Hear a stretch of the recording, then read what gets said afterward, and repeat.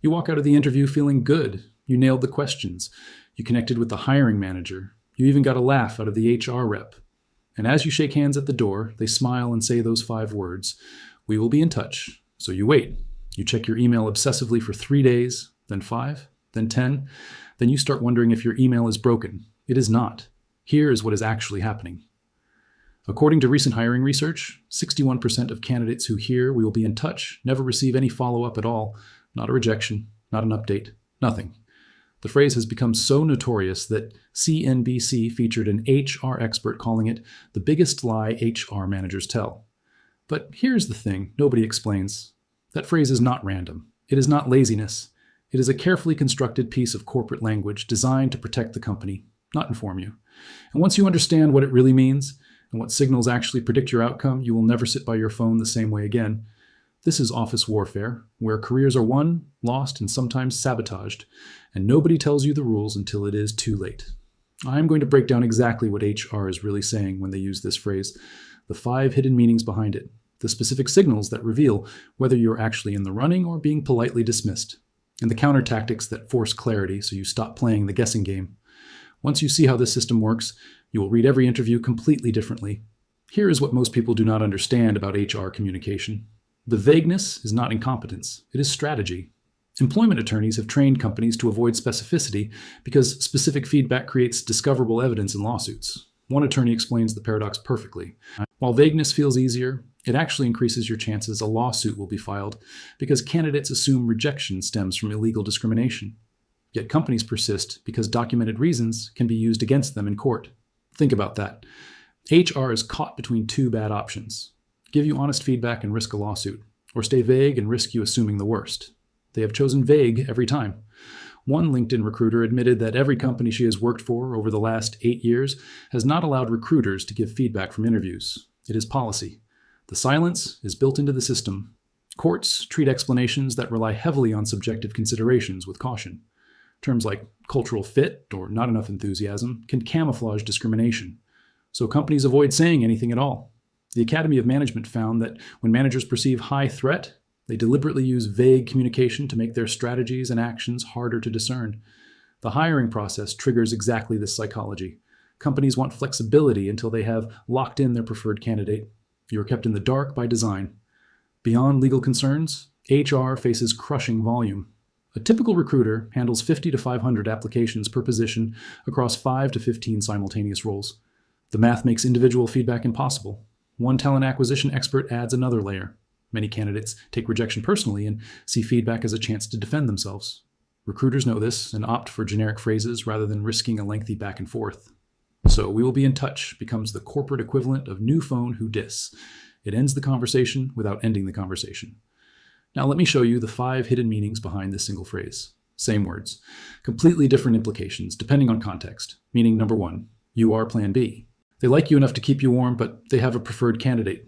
If that person falls through, you might hear back. If not, silence. This is the most common meaning. You performed well enough to not get rejected, but not well enough to get selected. They are hedging. Meaning number 2, we genuinely have not decided yet. Sometimes this phrase is actually honest. The hiring manager is traveling, budget approval is pending, internal politics are delaying the process. Research shows the average response time after an interview is 24 business days. Their timeline operates on a completely different clock than yours. 5 days feels like 5 hours to the employer.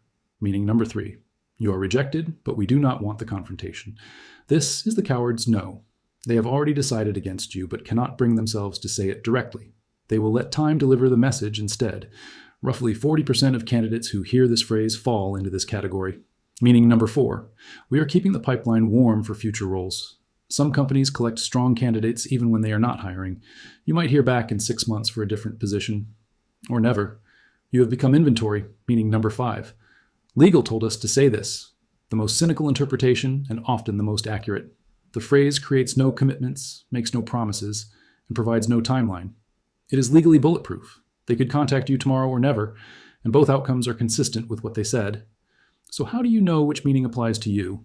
The signals exist. You just have to know where to look. Start with the language itself. According to multiple HR sources, "I will be in touch" signals stronger commitment than "we will be in touch." The personal pronoun indicates individual ownership rather than corporate deflection. That single word, I versus we, and tells you whether someone is personally invested in following up or passing the buck to the system. During the interview, watch for logistics questions. When they ask about your availability, salary expectations, and potential start date, they are mentally casting you in the role. Listen for language shifts from hypothetical to assumptive when you start versus if you are hired. That single word change reveals intent. If they shift from evaluating you to selling you, offering office tours, introducing additional team members, or discussing specific projects, they want you to want them. That is buying behavior. Interview length matters too. Scheduled for an hour but done in 35 minutes, that is not efficiency. That is disinterest. Running over the scheduled time, they forgot to watch the clock because they were engaged. After the interview, quick response to your thank you email indicates ongoing interest. If employees at the company view your LinkedIn profile post-interview, they are conducting additional research on you. That is a positive sign. Now here are the red flags that predict radio silence. The explicit warning comes when they say only successful candidates will be contacted, or you will hear from us if selected. They are telling you directly that silence means no. Watch for the phrase, "we are still looking at other candidates." That typically means you have been categorized as backup. No response to your thank you email within 48 hours. Not great. Multiple rounds of excuses without specific revised timelines. You're being slow walked out. And the most definitive sign of all, the job gets reposted on LinkedIn while you are still waiting. Let me tell you what this looks like in practice. One candidate documented on Wall Street Oasis completed 7 interviews at Morgan Stanley before being ghosted. 7 rounds. Multiple hiring managers. Hours of preparation. Then nothing.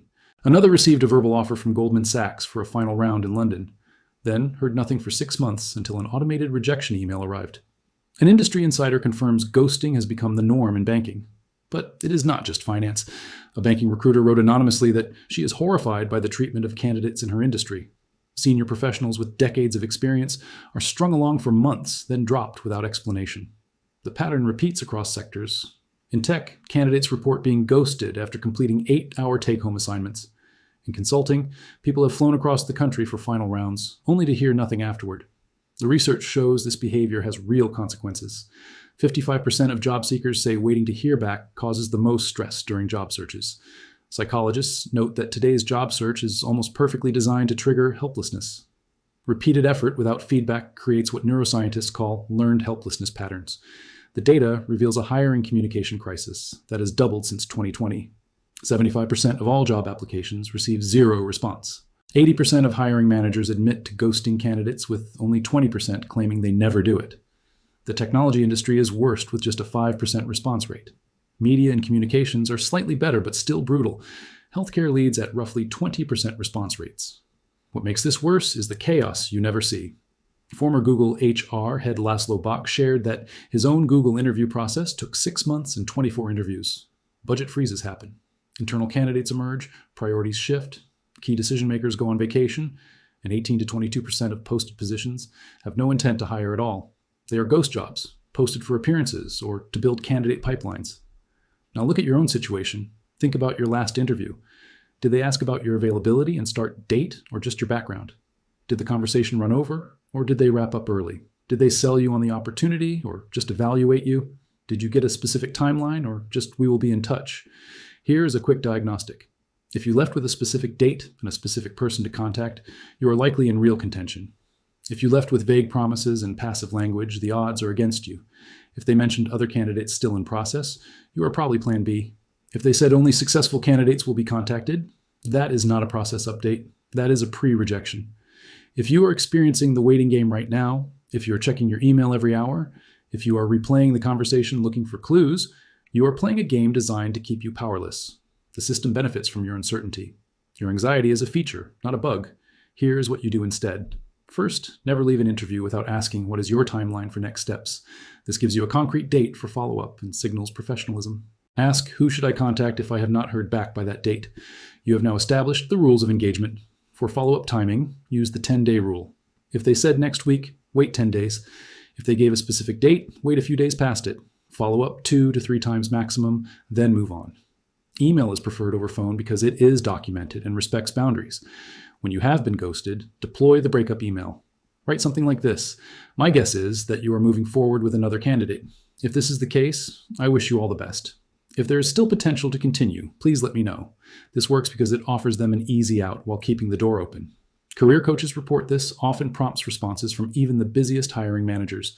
Most importantly, never stop your job search momentum based on hope. For every interview you're excited about, submit 3 more applications.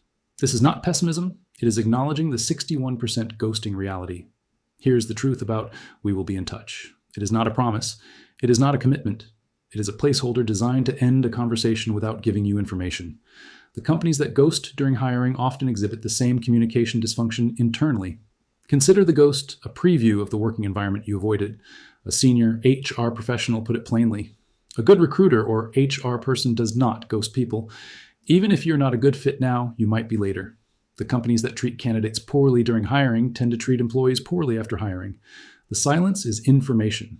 Use it. The game has not changed. But now you know the signals. Now you know the counter tactics. And now you know that silence is not rejection, but it is not acceptance either. It is just corporations being corporations. Your self-worth is not up for review. Only your resume is. If this shifted how you see your next interview, hit subscribe. The game has more levels, and I will show you each one.